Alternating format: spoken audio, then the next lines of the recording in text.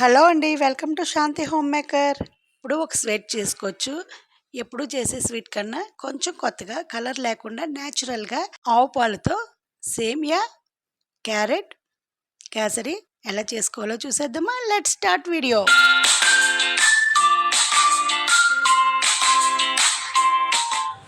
Stove మీద బాణీలు పెట్టుకొని నెయ్యి వేసుకొని ముందుగా జీడిపప్పు, కిస్మిస్ వేయించుకొని తర్వాత 1 కప్ సేమియాలు వేయించుకొని తీసిన తర్వాత అదే బాండిల్లో నెయ్యి వేసుకొని ఒక క్యారెట్ తీసుకొని నీట్గా పీల్ చేసుకొని ఇలా సన్నగా తురుముకొని 1 కప్పు ఉండేలా చేసి ఇది కూడా నేతిలో ఫ్రై చేసుకోవాలి.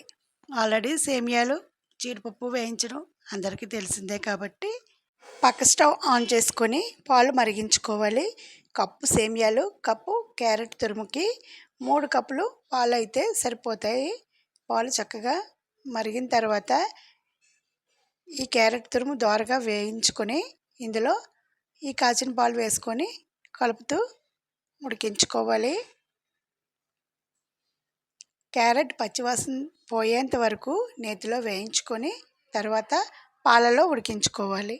ఇవి 2 నిమిషాలు ఉడికిన తర్వాత ముందుగా వేయించి పెట్టుకున్న సేమియాలు కూడా ఇందులో వేసుకొని సేమియా ఉడికేంత వరకు కలుపుతూ ఉడికించుకోవాలి. ఈ స్వీట్ అయితే కలర్ఫుల్గా ఉండి ఎప్పుడు చేసుకునే సేమియా కేసరి కన్నా ఇది కొంచెం కొత్తగా ఫ్లేవర్ అయితే చాలా బాగుంటుంది. ఇది దగ్గర పడేంత వరకు కూడా కలుపుతూ ఉడికించుకోవాలి.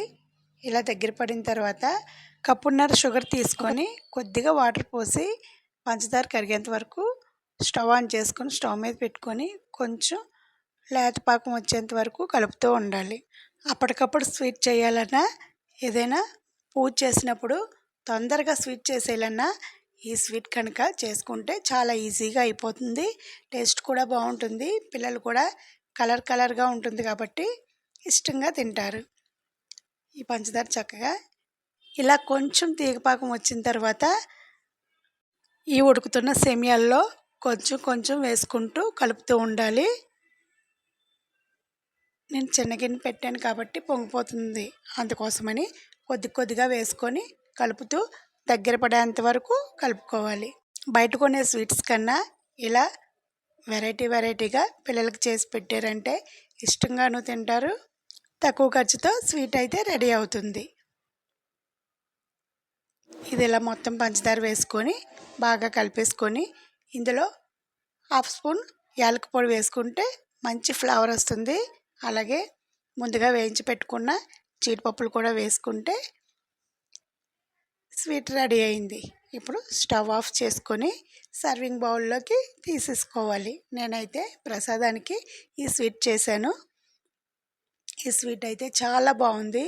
వేడి మీద ఇలా జారుగా పడుతుంది, కానీ చల్లారిన తర్వాత పొడిగా తీయగా చాలా బాగుంది. స్వీట్ కనుక తక్కువ అనుకుంటే ఒక 2 స్పూన్లు పెంచుకోవచ్చు. స్వీట్ అయితే రెడీ అయింది.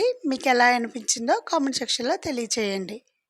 చివరిగా చిన్న సలహా, నచ్చితే ఒక లైక్ ఇవ్వడం మర్చిపోవద్దు. కాళ్ళు తడవకుండా సముద్రాన్ని దాటొచ్చేమో కానీ కళ్ళు తడవకుండా జీవితాన్ని మాత్రం దాటలేము. ఇది ఇప్పటి మాట కాదండి, ఎప్పుడో మన పెద్దవాళ్ళ మాట.